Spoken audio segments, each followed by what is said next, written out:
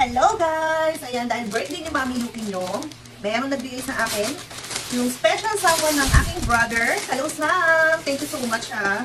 Na-appreciate niya Ate Yuki mo ang iyong pa-birthday gift.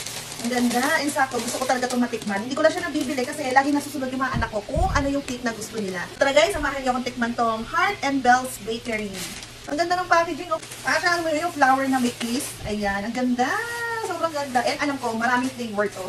So, itong aking mukhang caramel. Eme. So, tignan ko na lang, i-check ko na lang kasi sila nga yung bumili. So, ayan, may pa-ribbon tayo. Ayan, si Nathan, Abangers. So, alam ko na sa 1,000 plus to. Kasi lagi ko nga siya tinitignan with baby. So, ayan. Tapos nagpalagay siya. Cheers to 35 years, Ate Yuki. Thank you so much. May kandila tayo. Siyempre, gamitin natin yan. Nasa birth month pa din naman ako, di ba? Make a wish. Malay natin matupang. Ano na flowers? Yes, flower. Pero cream yung pagka-flower niya. Napakadali lang guys. I-up mo lang ng ganyan. Alam ko may ube to, may dark chocolate, and hindi ko na alam kung ano yung ibang flavor. So ano na lang, i-check nyo na lang sa kanilang Facebook page or sa Grab Food. Meron din sila. So sobrang pretty, so nice, bagay na bagay sa mga mami. Ayan, mga lolas, titas. Ang ganda niya. Parang siyang ano, Estrella cake ba yun? Something na gano'n, nasa Timog.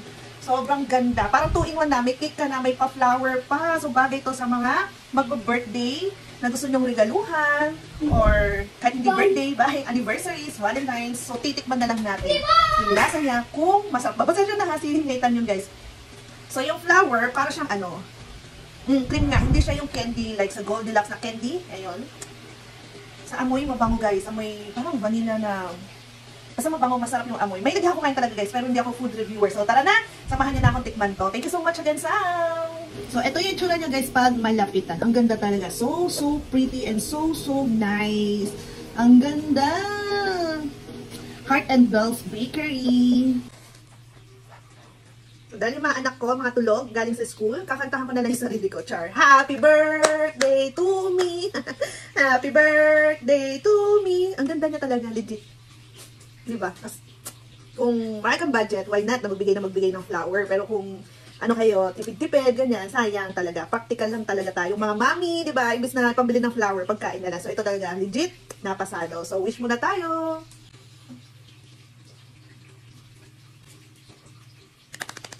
So, let's go. Kahit ayaw ko siyang sirahin. Kahit ayaw ko siyang sirain, at gusto ko lang siya naka-display kasi sobrang ganda niyang tignan, di ba? So, kailangan natin siyang tikman.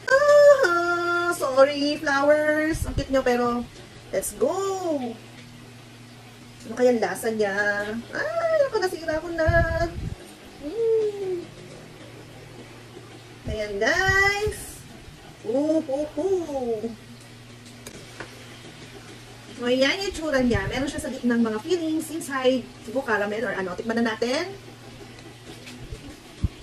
Kain tayo.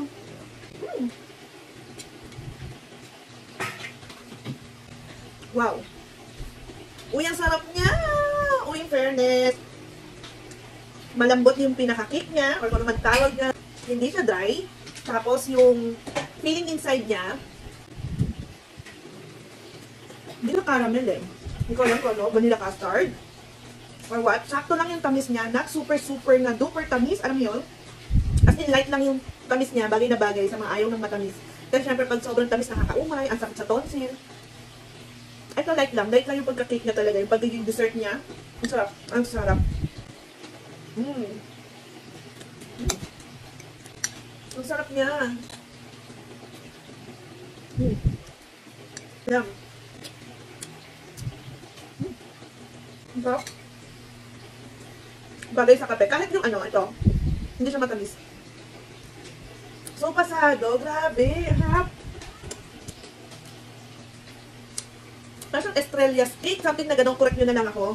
Ganun na ganun yung hawig ng lasa niya. So kung hindi nyo bet yung cream, na icing, na super duper tamis or matamis, gusto nyo light lang, bagay na bagay sa mga mamis, titas, ay, may pa-flower ka na nakakain mo pa. Ang sarap, legit. Hearts and Bells Bakery guys. So kung gusto nyo umorder, alam ko available po sila sa Grab, and thank you so much Sam, kasi lagi ko siyang tinitingnan, hindi ko na siya mabili kasi puro chocolate cake yung request ng mga anak ko. Pero bagay siya sa pang-gift guys, kahit anong okasyon. So ayun lang, thank you so much, bye!